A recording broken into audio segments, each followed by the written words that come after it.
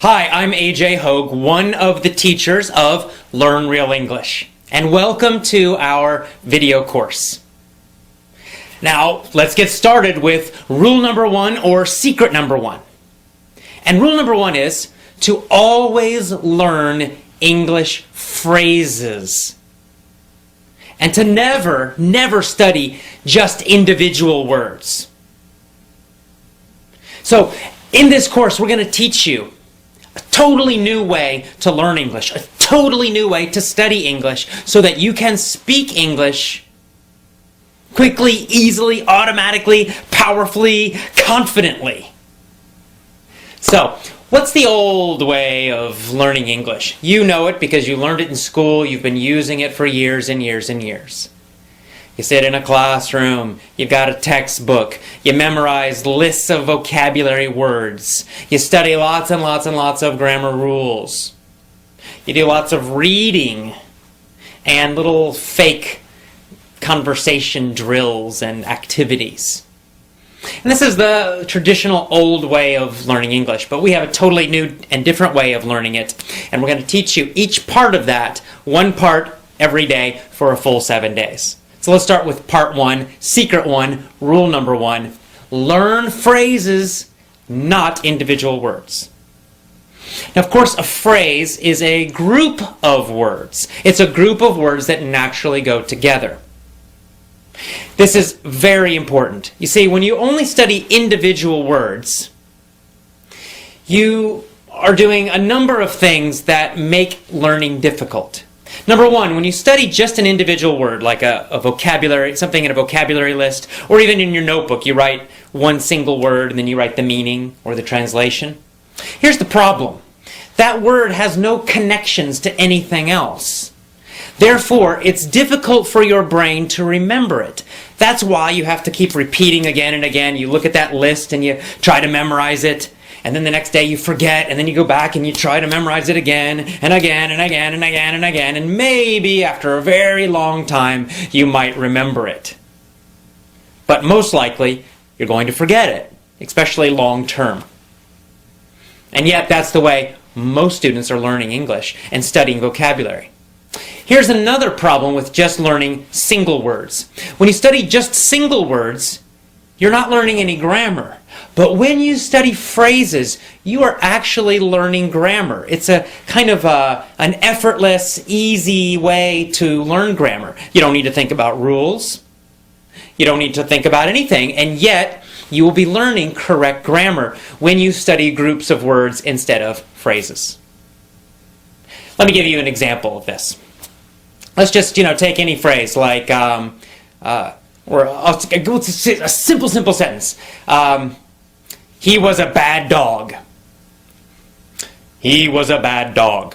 Now, let's imagine that you're a new English student and, the word bad is new for you. Of course, I know you know it, but let's just imagine you go way back to the very beginning, your first year of learning English, and bad is a new word.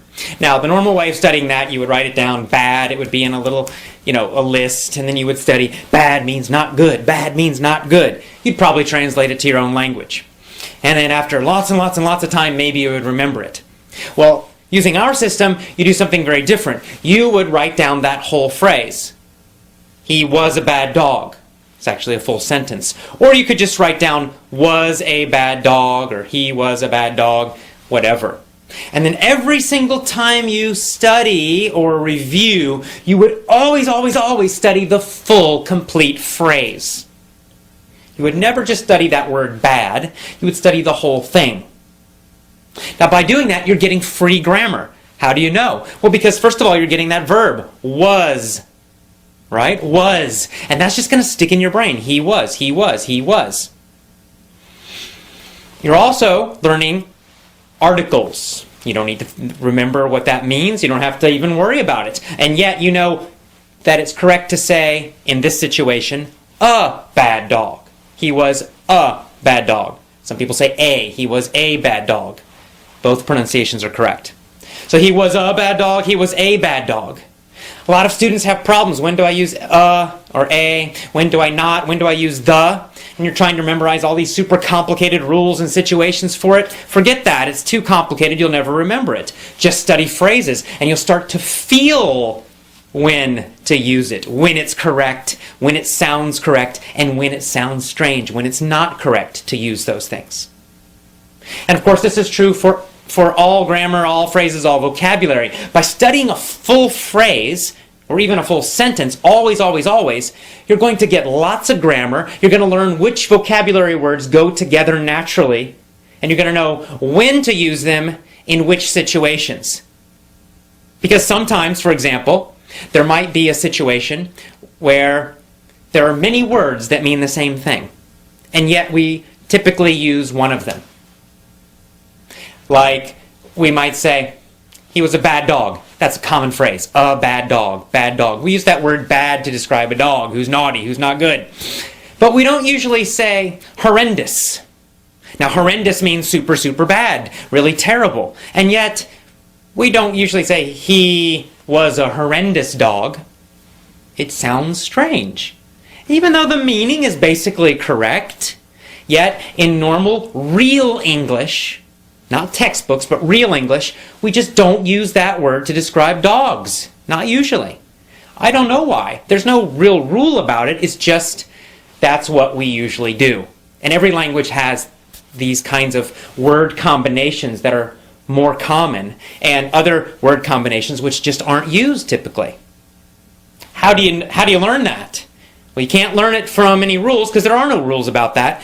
You have to learn it by studying phrases always. Always, always, always study phrases, review phrases. Whenever you learn a new word, don't just write down that individual word. Write down the full phrase, or even better, the full sentence that it's in. Always include the words that are around it. This is going to help you improve your English speaking ability much, much, much faster.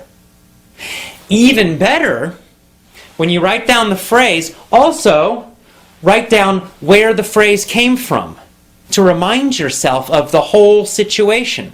So you might, let's say you find a new word in a newspaper article. Well, first of all, let's say the word horrendous. You're reading a newspaper article, or you're listening to the radio, you hear that word horrendous. That's new, what is that? And you write it down. But you're not going to write down just that single word, you're going to write down the whole phrase that it was in. And then you're also going to make a note, you're going to put down, this came from a newspaper article about the economy. And this is going to trigger you, it's going to remind you, give you a memory cue, a memory reminder of the full situation. So now you're not only getting just this single word, you're getting the full phrase or sentence that it's in, and you're also reminding yourself where that sentence came from. What was the general topic? What was the general situation? And in this way, you're getting a lot of extra grammar, which you're learning unconsciously, easily. You don't have to think about it, but you're learning it anyway. Your brain is learning it, even though you might not know that. And you're also learning when certain phrases and certain words are used and when they're not used. You're learning which situations it's used or they are used in, and you'll of course know that in other situations you don't use it.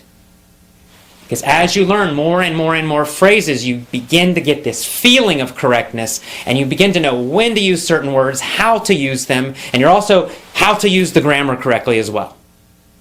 This is so important. It's such a simple little secret, a simple little trick, a simple little rule, and yet it can totally change the way you speak English and learn English.